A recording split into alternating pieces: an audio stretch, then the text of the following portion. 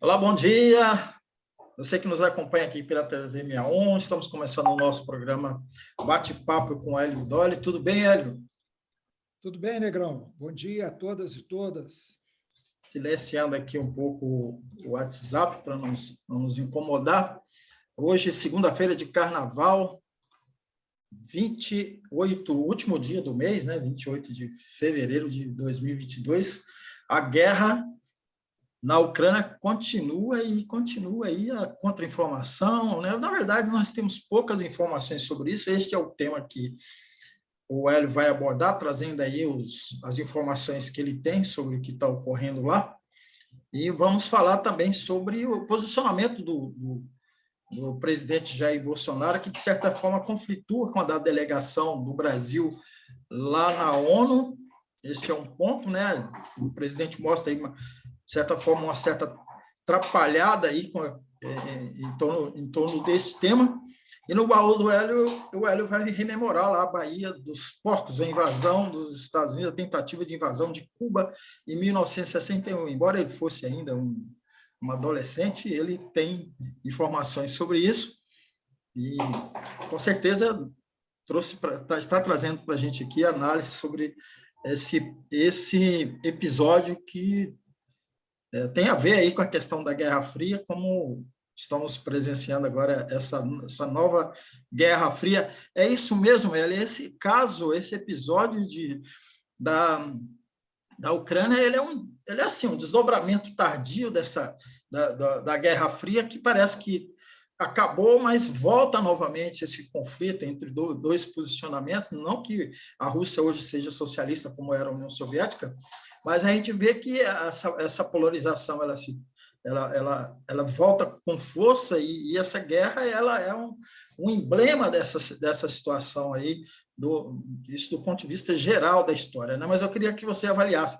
A gente já está, acho que no quinto ou sexto dia da guerra, né, Eli? Como é que você está vendo esses desdobramentos? Hoje de manhã teve o início das negociações lá na Belarus, na fronteira da Belarus. Faz um apanhado para a gente aí de como que está isso. Negrão, é uma situação muito complicada, né? Tem uma frase conhecida que diz que a primeira vítima, eu confesso a você que eu não lembro de quem é essa frase, mas diz que a primeira vítima das guerras é a verdade, né? Porque, obviamente, dois países em guerra, cada um tenta vender a sua versão para o resto, para os seus próprios habitantes, para suas populações, como para o exterior, para angariar apoios, para provocar reações. Então, é muito difícil a gente saber o que é verdade, o que é falso nessa enxurrada de informações que a gente está tendo a partir lá da Ucrânia. Há jornalistas no terreno, na Ucrânia, alguns saíram, alguns inclusive brasileiros, foram para a Polônia, foram para outros países, mas ainda há jornalistas lá. Mas, naturalmente, em se tratando de uma guerra, com uma possibilidade de movimentação muito restrita, né? Eles não têm condições de saber o que está acontecendo em todo lugar. Então, ouvem as versões, e você sabe como é isso, né?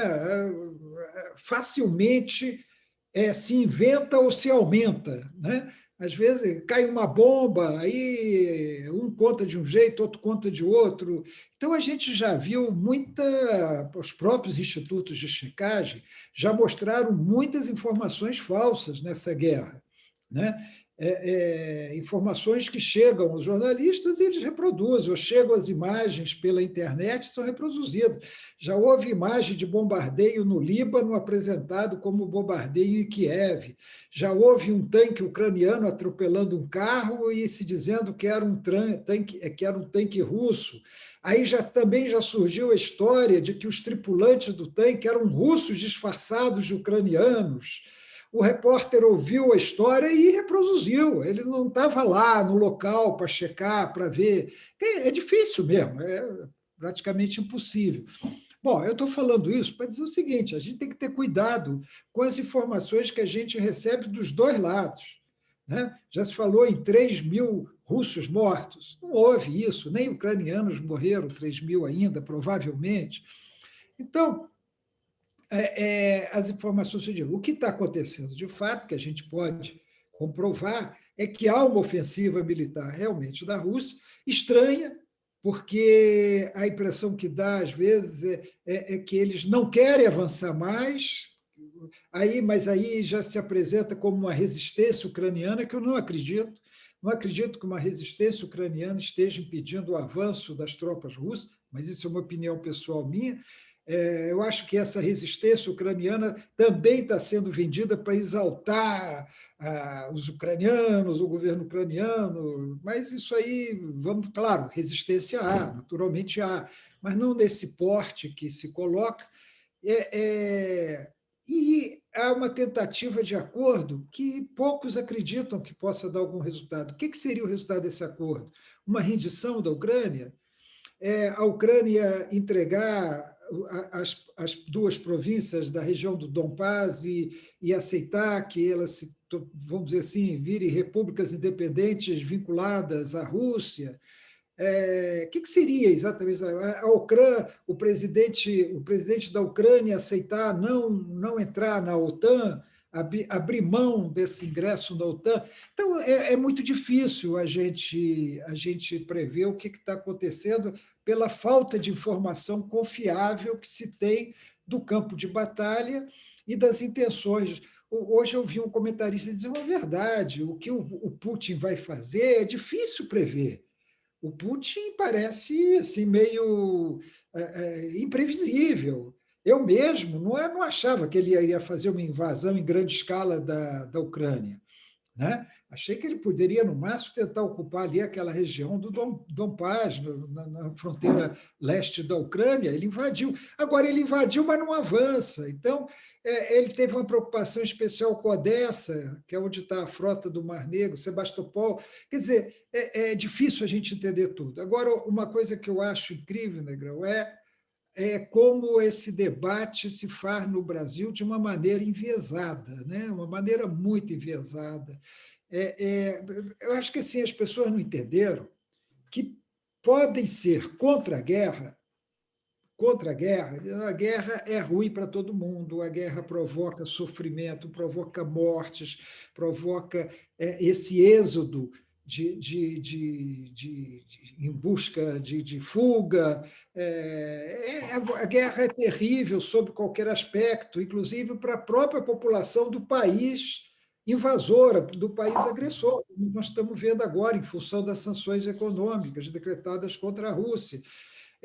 A guerra é terrível. Agora, você pode ser contra a guerra, a favor da negociação política, e nem por isso defender esse governo da Ucrânia. Eu chego a ver o governo democrático da Ucrânia. Não tem democrático nenhum no governo da Ucrânia. O governo da Ucrânia é resultado de um golpe semelhante àquele que derrubou a Dilma aqui no Brasil. Aliás, na mesma época.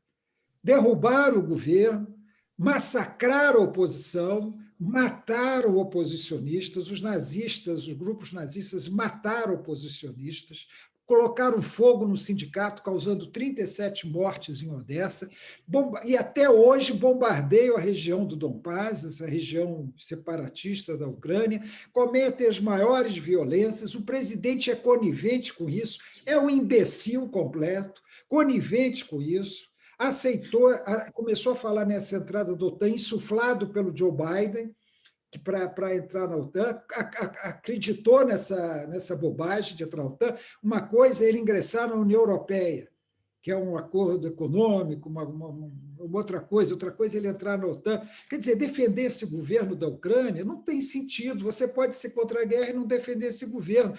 Você pode ser contra a guerra e não desconhecer os antecedentes que levaram a ela. Não é que os antecedentes justificam, mas os antecedentes têm que ser conhecidos. Cerca de 15 mil ucranianos foram atingidos por ataques terroristas, massacres e bombas na região do Donbás.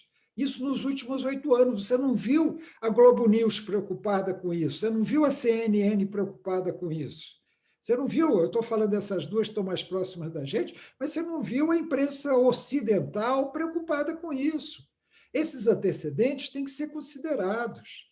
E tu, como você falou no início, toda essa história da antiga União Soviética, da Guerra Fria, está nos antecedentes dessa guerra e não pode ser desprezado. Ah, mas eu sou contra a guerra. Sim, eu sou contra a guerra, mas eu não vou desconhecer esses antecedentes para encontrar uma explicação de que por que chegamos a esse ponto tão lamentável.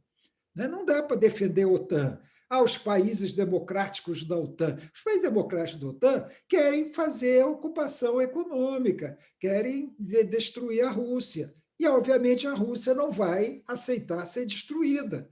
Isso não quer dizer que a guerra é justa. Poderia haver outros caminhos, deveria haver outros caminhos. Mas que eles querem destruir a Rússia, eles querem. E não vem com essa que é uma luta de democracia contra a ditadura, porque a gente sabe como funciona, em muitos casos, vários desses países que hoje estão contra a Rússia.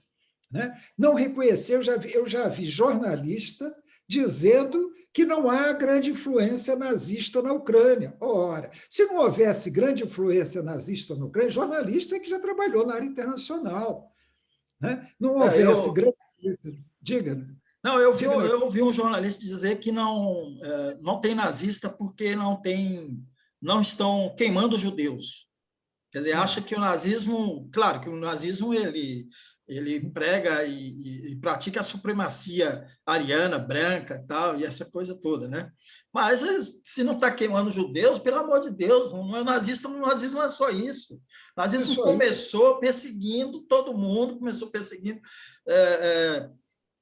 os primeiros alvos, inclusive, foram os comunistas, né? Junto com os judeus. Quer dizer, tem toda uma história aí. Aí você vê um jornalista velho, tarimbado, que nasceu na região, falar uma bobagem dessas, sabe? Que não tem nazista lá porque não estão perseguindo, queimando os judeus. Aí eu falava, é complicado, né?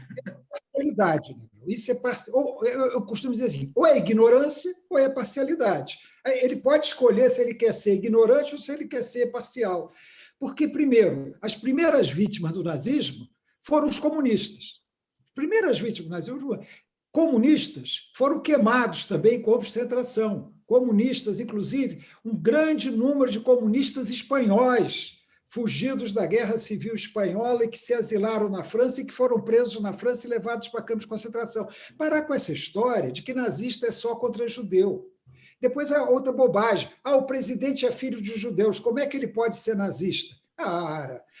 As práticas de Israel em relação aos palestinos são práticas nazistas. Israel persegue os palestinos da mesma maneira como os nazistas perseguiam os judeus. Mas não tem campo de concentração. E as prisões israelenses? Onde palestinos são levados, até crianças palestinas são levadas para as prisões israelenses. Então, esse simplismo, né, que é causado ou pela ignorância ou pela parcialidade, está fazendo muito mal. Como eu ia dizendo, esse jornalista dizendo assim, os nazistas não têm influência nenhuma. E o Batalhão Azov, que é um batalhão de mais de 1.200 nazistas incorporados ao exército da Ucrânia, por esse presidente aí que eles ficam elogiando, o resistente presidente, que faz a resistência. Né? E por que os bolsonaristas aqui no Brasil falam em ucranizar o Brasil? Tem várias fotos de faixas. A Sarah Winter, aquela maluca que estava aqui em Brasília, atacando o Supremo, ela falava em ucranizar o Brasil, ela até dizia que ela havia sido treinada militarmente na Ucrânia. Ora, então, negar a força do nazismo na Ucrânia, a influência, a proteção que esse governo do comediante dá ao nazismo da Ucrânia, não tem nada a ver. Você pode ser contra a guerra reconhecendo tudo isso, mas, infelizmente, não é o que a gente tem visto. E, Negrão, nós sempre soubemos que a nossa imprensa ela é liberal, ela defende o estilo American Way of Life, o estilo americano de viver, ela é submissa aos Estados Unidos em termos ideológicos, nós sabemos disso, mas eu acho que nunca foi tão claro, nunca ficou tão clara essa submissão à posição americana dos Estados Unidos no mundo. A defesa que eles fazem parece uma briga de mocinho e bandido. Não é uma briga de mocinho e bandido, é uma briga entre bandidos, para simplificar. Já que é para simplificar, é uma briga entre bandidos. Joe Biden é bandido. Macron é bandido. Putin é bandido. Esses caras atacam a Síria, atacaram a Líbia, sabe? A bandidagem está espalhada, não tem essa de mocinho e bandido, democracia e ditadura. O que eles fizeram na Líbia? Essa hipocrisia também é profundamente irritante, justificam os ataques que Estados Unidos, França, Alemanha, Itália fizeram contra a Líbia para derrubar o Gaddafi, interessados no petróleo dele. Não tinha nada a ver com o divergente, porque eles sempre foram amigos do Gaddafi, mas no momento em que interessou a eles derrubar o Gaddafi para tomar conta da Líbia e tomar conta do petróleo líbio, eles bombardearam e levaram até a morte do Gaddafi. Isso aí passa no barato, isso aí é o mocinho derrotando o bandido. Né? Quando eles atacam a Síria, bombardeiam a Síria para derrubar o Assad, o bandido contra o mocinho. Isso aí é ridículo para jornalista fazer esse papel. Né? É ridículo. Ontem eu vi uma matéria no Globo dizendo, colocando Putin bandido e esse presidente da Ucrânia como mocinho, o cara que faz a resistência, porque ele faz umas gravações ali dizendo que vamos resistir, não quero sair daqui. Ora, então, Negrão, essa hipocrisia, essa mídia submissa, né? essa tática de exaltar a resistência ucraniana. Né? Você viu alguma vez eles ressaltarem a resistência iraquiana? Houve. Claro que houve, todo país invadido tem uma resistência. Eles nunca ressaltaram a resistência iraquiana à invasão dos Estados Unidos. Então, nós estamos vivendo uma situação péssima, a guerra é ruim para todo mundo, é óbvio que vai repercutir aqui no Brasil também, como vai repercutir em todos os países, essas medidas não atingem só a Rússia, não atingem só o Putin, os amigos oligarcas dele, não atingem só o povo russo, ela vai atingir os próprios sancionadores, os povos europeus, os preços vão aumentar, eles não vão comprar o gás russo, quer dizer, uma série de consequências que estão mudando o mundo, né, Negrão? Isso aí a gente tem que admitir. Exatamente. Vai haver, depois dessa guerra, vai haver uma mudança aí na configuração geopolítica do mundo. Eles estão vendo que a Rússia não está para brincadeira. Agora, era justamente isso que eu... Oi? Não, aonde o Putin vai chegar está difícil. Então, era justamente isso que eu queria que você comentasse, Nelly. O Putin acionou aí suas armas nucleares, né? Determinou seus generais para que... eu esqueci o termo que foi usado aí, né? As armas de dissuasão, né? E, enfim, para os bons entendedores, né, um termo se usado na Guerra Fria, a dissuasão aí que se faz com arma nuclear. Né? Você acha que é possível que avance essa posição de Putin em relação às armas nucleares? Negrão, é meio assustador isso, porque, veja só, eu quero deixar claro aqui mais uma vez, ao contrário de grande parte da esquerda brasileira, eu não tenho nenhuma simpatia nem admiração pelo Putin. Eu acho o Putin um fascista, direitista, defensor da corrupção, da oligarquia na Rússia, do capitalismo que massacra o povo russo. Não tenho nenhuma simpatia por ele. Acho bom que a Rússia esteja aliado dos países perseguidos e atacados pelos Estados Unidos. Acho muito bom isso, mas isso não me faz um admirador do Putin. Agora, você ameaçar com armas nucleares a essa altura, me parece assim, uma coisa meio... Assim, ou ele é louco, né? Ou ele está só blefando, um blefe que não deveria ser feito nessa altura. Porque nós sabemos o que vai acontecer se uma arma nuclear for jogada contra algum país, né, Negrão? Até porque vai ver o risco da resposta. O único país criminoso que jogou bomba nuclear sobre população civil até hoje são os mocinhos da CNN, etc. São os americanos. Os americanos jogaram bomba nuclear matando civis no Japão, quando não precisavam mais daquilo, a guerra estava ganha. Era questão de tempo a rendição do Japão. Mas eles quiseram dar uma demonstração de força ao mundo e principalmente para a União Soviética, dizendo, olha, nós temos a bomba. A União Soviética tinha a bomba, a Rússia tem a bomba, mas ninguém jogou bomba em população civil. Né? Então, essa ameaça eu acho muito grave. E tem que ser condenada também, Negrão. tem que ser condenado. Agora, a ONU, que se faz toda aquela palhaçada lá do Conselho de Segurança, a embaixadora americana falando como se os Estados Unidos nunca tivesse invadido ninguém, nunca tivesse bombardeado ninguém, nunca tivesse assassinado dirigentes de outros países, assassinado dirigentes de países adversários ou pretensamente adversários dos Estados Unidos, uma hipocrisia daquela senhora, né? O que prova que a questão de etnia não preserva a integridade nem a dignidade de ninguém, né? Aquela senhora fez um papel vergonhoso lá, e os outros países submissos, abaixando a cabeça para os Estados Unidos. Agora, condenar a guerra, certo. Agora, se fazer de bonzinho, essa altura não dá. Então, Negrão, acho que o Putin está errado, é muito grave isso, viu? Assim, ameaçar. E fica parecendo que ele é, como eu disse, ou ele é louco, ou ele é um palhaço, porque os outros países falam assim, pô, esse cara está ameaçando jogar bomba atômica, ele vai jogar bomba atômica em cima de alguém? Para que esse?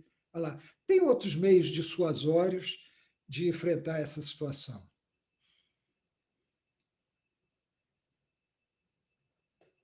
Você está sem som, Negrão?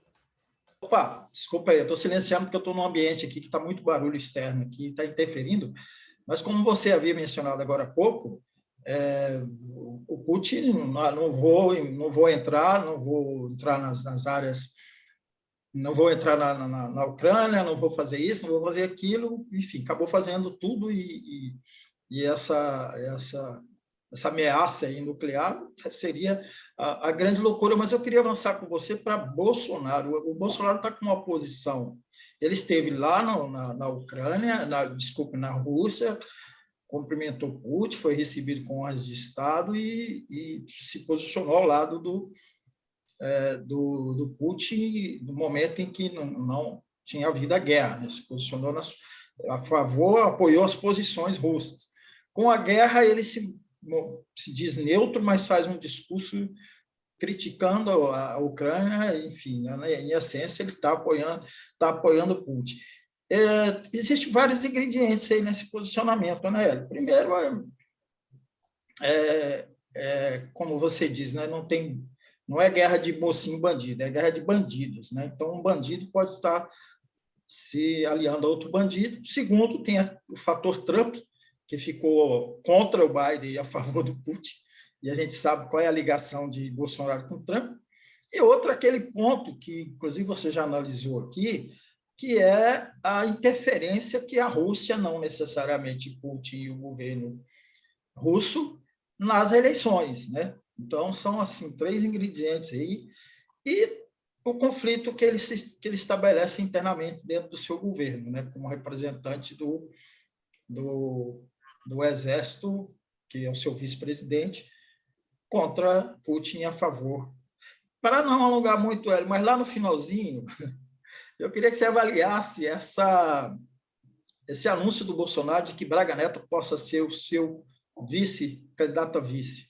Lá no final você podia... Mas vamos falar desse posicionamento de Bolsonaro aí em relação ao conflito.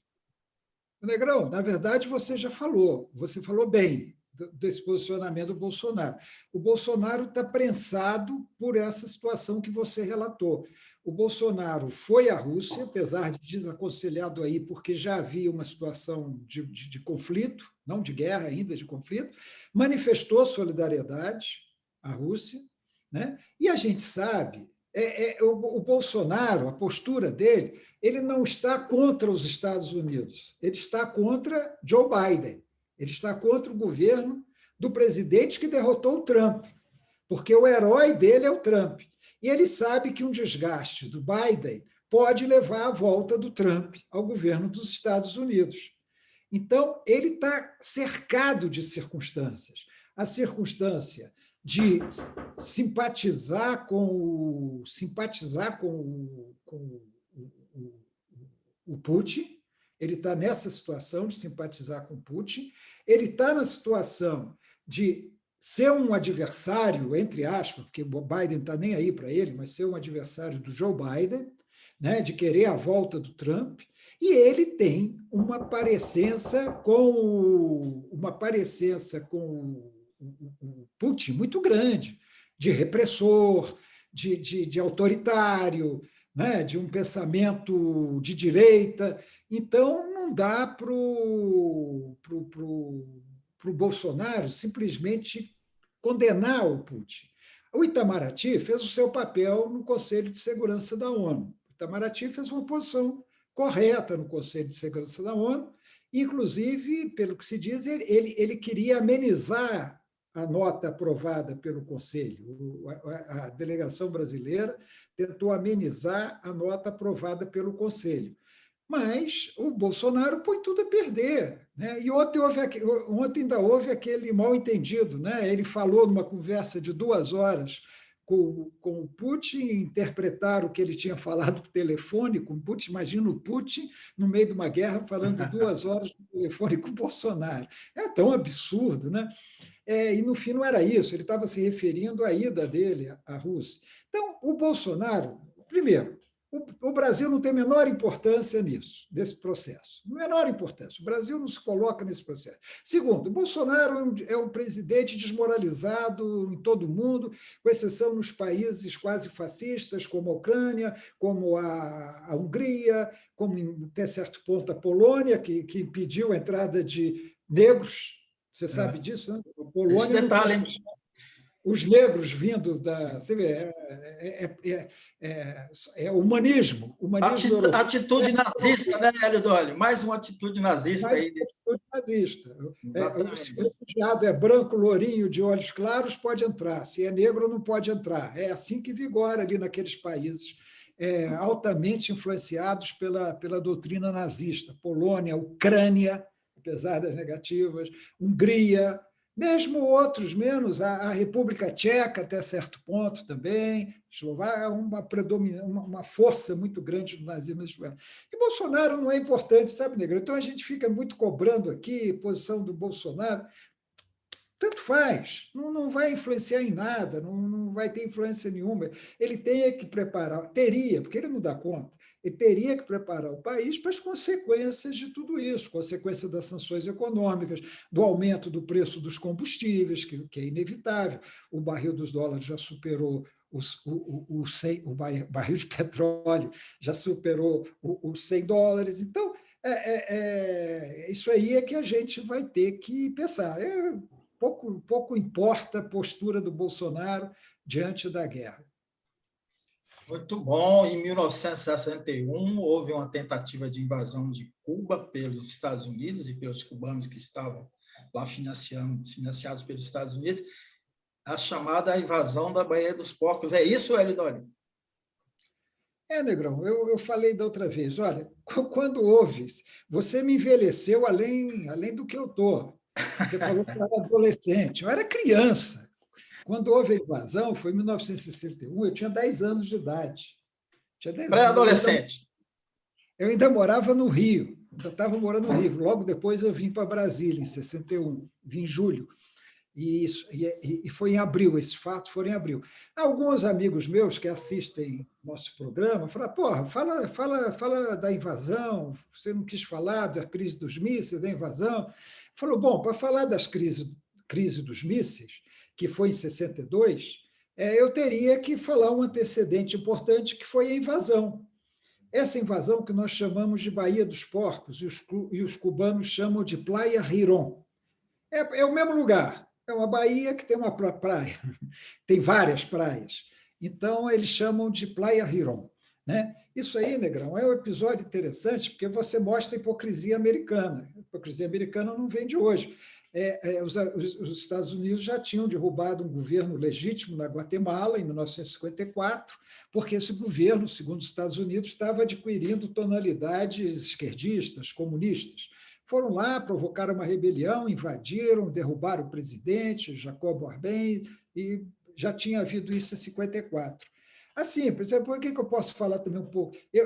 Como você sabe, Negrão, eu estudei Cuba bastante, sou do núcleo de estudos cubanos da UNB, mas nunca aprofundei nessa invasão. Então, eu pesquisei um pouco, claro, tem bastante informação por ter estudado, até certo ponto, ainda acompanhar um pouco a realidade cubana. Outro dia mesmo eu dei uma aula sobre o sistema político de Cuba, numa turma da UNB, mas eu nunca aprofundei nos detalhes militares. Mas, em síntese, o que foi o seguinte: Cuba desagradava profundamente os Estados Unidos no período pós-revolucionário. A vitória da Revolução foi 1º de janeiro de 59, e começou a ter um conflito, e os Estados Unidos começaram a insuflar uma contra-revolução em Cuba, inclusive com grupos armados, atos terroristas dentro de Cuba, né? Com cubanos que não concordavam com a Revolução e também com alguns outros cidadãos infiltrados pelos Estados Unidos, e houve até uma guerrilha na Serra do Escambray contra o governo, recém-instalado governo do Fidel Castro. Então, havia toda aquela efervescência, e já no governo do general Eisenhower, que era um herói da Segunda Guerra e que foi presidente dos Estados Unidos, o vice-presidente dele era o Nixon, o vice-presidente do Eisenhower. Então, o Eisenhower, no governo do Eisenhower, a CIA e o Departamento de Defesa dos Estados Unidos já começaram a organizar um ataque a Cuba. Começaram a organizar. Agora, para evitar que os Estados Unidos fossem acusados de estar invadindo outro país, e aí vem as hipocrisias americanas, eles passaram a treinar, não só em território americano, mas também na América Central, na Guatemala, na Nicarágua, mas treinavam também na Flórida, treinaram na Louisiana, treinaram no Texas, treinar exilados cubanos e outros latino-americanos de direita. Então, a CIA e o exército americano passaram a treinar esse pessoal para fazer uma invasão de Cuba e derrubar o governo do Fidel e, de preferência, assassinar o Fidel. Esse era o plano americano. Mas não seria feito por tropas americanas, seria feito por cubanos, principalmente, treinados pelos americanos, armados pelos americanos, com aviões americanos, navios americanos. E foi isso que aconteceu. Eles, primeiro, fizeram um ataque de aviões a 3 bases aéreas cubanas para destruir a Força Aérea Cubana em terra. Isso aí foi em abril, foi no dia 15 de abril. Nesse dia, eles fizeram esse ataque, relativamente teve sucesso, não conseguiu destruir toda a Força Aérea Cubana, mas destruiu uma boa parte da Força Aérea Cubana. No dia seguinte, o Fidel Castro reuniu a população havana, anunciou que eles estavam informados. Não só a KGB estava informada de que haveria um ataque, como os espiões de Cuba nos Estados Unidos, infiltrados entre os exilados, também sabiam que ia haver um ataque. Fidel, então, proclamou o caráter socialista da Revolução, no dia seguinte desse ataque de aviões. Nos dias seguintes, começou a invasão, que durou entre o dia 17, foi o primeiro ataque de abril, até o dia 20 de abril. Foram 3 dias de combate. Bom, aí eu não vou entrar nos detalhes, Negrão, que são bem interessantes para quem quiser ler, mas foi uma operação aparentemente bem planejada, mas que foi um fracasso, porque eles fizeram ataques diversionistas, eles faziam ataque, por exemplo, fizeram um ataque em Pinar del Rio para pensarem que o ataque ia ser lá, enquanto ia ser na área sul de Cuba, no sudoeste de Cuba, em Playa Girón. Fizeram ataque no Oriente também, em Baracoa, davam a impressão de que iam atacar num lugar e no outro, mas no fim fizeram o ataque. Calcula-se, 1.400 soldados, né, exilados cubanos invadiram Cuba. Só que em 3 dias eles foram derrotados. 3 dias, eles não conseguiram avançar, apesar do apoio logístico americano. Olha, esse número eu anotei porque é interessante. Olha, quando houve o ataque, olha quem estava posicionado perto de Cuba. Um porta-aviões americano, um porta-helicópteros, 4 contra-torpedeiros e 2 submarinos americanos. Igual aqui no Brasil, a Operação Brother Sam, quando houve o golpe contra João Goulart. O que eles queriam? Eles estavam ali para dar apoio. Todo o armamento era fornecido por eles, os navios. Eles faziam, eles atacavam. Olha só o que eles fizeram. Eles pegavam aviões, tiravam o distintivo, colocavam o distintivo da Força Aérea Cubana para fingir que eram militares desertores, vamos dizer assim, cubanos que estavam atacando cubanos, estavam desertando da Revolução e atacando. E eles faziam a fuselagem do avião, ele já levantava voo todo crivado de bala, para fingir que eles tinham sido alvejados, tinha havido alvejado. Tudo um teatro que os americanos sabem fazer muito bem até hoje, até sofisticaram bastante hoje. Né? Hoje tem os drones e tal. Então, eles criaram toda uma situação, mas não teve jeito, foram derrotados, sofreram uma derrota muito grande lá nesse ataque. E veja só, Negrão, foram presos mais de 1.000 dos atacantes. Mais de 1.000 dos atacantes foram presos pelos cubanos. Vários foram condenados. Aqueles que, antes da Revolução, tinham praticado assassinatos ou torturas de opositores da Revolução foram executados. Né? Foram executados. A gente ouve falar muito aí, mataram os opositores. Não. Cuba fuzilou torturadores, assassinos, no período anterior à da Revolução. E depois executou contra-revolucionários, que, armados, tentaram derrubar a Revolução Cubana. E acabou, Negrão, que, no fim, 1.113 prisioneiros foram trocados por 53 milhões de dólares em produtos médicos e tratores para Cuba. Cuba devolveu 1.113 prisioneiros em troca de tratores e medicamentos. Agora, morreu muita gente nisso aí. Só das Forças Armadas Cubanas morreram 170, mais ou menos 170 militares. Os 6 pilotos cubanos morreram, 10 pilotos cubanos exilados morreram, 4 americanos também morreram, tirando essa história de que os Estados Unidos não interferiu. O Kennedy tentou fazer isso. Hoje com o avanço da história, né? Então já mostra que houve realmente. Assim, na época eles negaram. Teve um embaixador americano, Adlai Stevenson, que defendeu na ONU como se não houvesse nenhuma participação americana. Quando ele descobriu que teve, ele pediu desculpas. Ele falou que foi enganado pela CIA.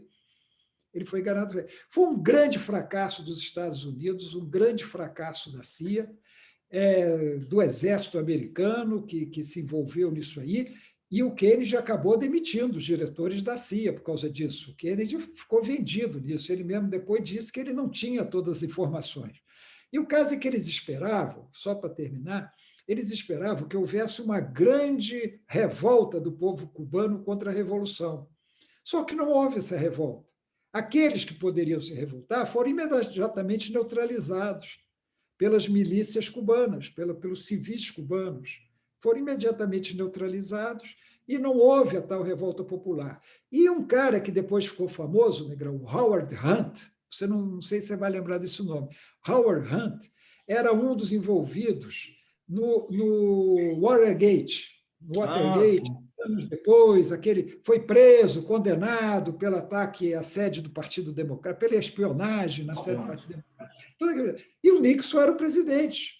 O Howard Hunt, que era agente da CIA, ele se infiltrou em Cuba para organizar os cubanos para fazer essa rebelião. E ele, anos depois, ele falou o seguinte: olha, o que eu vi em Cuba era apoio à revolução. Ele falou, eu não conseguia, porque o que eu via é que a população estava apoiando a revolução. Estava muito difícil recrutar e organizar uma resistência que pudesse dar o apoio à invasão. Então, Negrão, você vê que esse negócio de invadir, isso aí é um episódio, tem 50 outros episódios pós-Segunda Guerra, de invasões, bombardeios, interferência americana para derrubar governos de outros países. Então, essa história de mocinho e bandido não cola, não. Exatamente, e quase ao mesmo tempo, né, da invasão russa, nós tivemos a invasão, se não me engano, na Somália, né? E a Somália tem um exemplo de resistência. Gerou até um filme, né? Falcão Negro em Perigo, né, que mostra lá que houve uma resistência dos somalis. Uma ação não era bem... Os Estados Unidos já estavam lá, isso acho que pode ser assunto para outro baú do professor Hélio, jornalista, professor de jornalismo, mas está se mostrando aqui um grande jornalista, um grande professor de história. E assim a gente termina o baú do Hélio aqui e terminamos também o nosso bate-papo com o Hélio Dolly. Nesta segunda-feira, a gente volta na quarta. Grande abraço. Está um carnaval estranho, né, Hélio? Você deve ser aqui carioca, que já deve ter saído no pacotão aí em Brasília várias vezes, está estranhando esse carnaval? Eu estou estranhando não ter carnaval e ter sol, né? No Carnaval de Brasília, que não é muito comum ter sol no Carnaval de Brasília. Mas, Negrão, desde a década de 90 que eu já deixei o Carnaval de lado, viu? Eu já gostei muito de Carnaval, participei da fundação do Pacotão, não perdia um Pacotão, mas desde a década de 90 eu já me afastei disso. Muito bom. Então, a gente termina aqui o nosso bate-papo com o Elidório. Obrigado a você que nos acompanhou. Não esqueça de dar aí fazer aqueles procedimentos, né? Compartilhe aqui o nosso programa, o nosso canal, compartilhe com seus amigos, se inscreva no canal e você que está nos assistindo pela TV 247, faça o mesmo. O pessoal está quase chegando a 800 mil aí. Você, se for lá se inscrever, vai ajudar bastante 247, que é o nosso grande parceiro aqui, né? No bate-papo com o Elidório. Um grande abraço para todo mundo e até lá.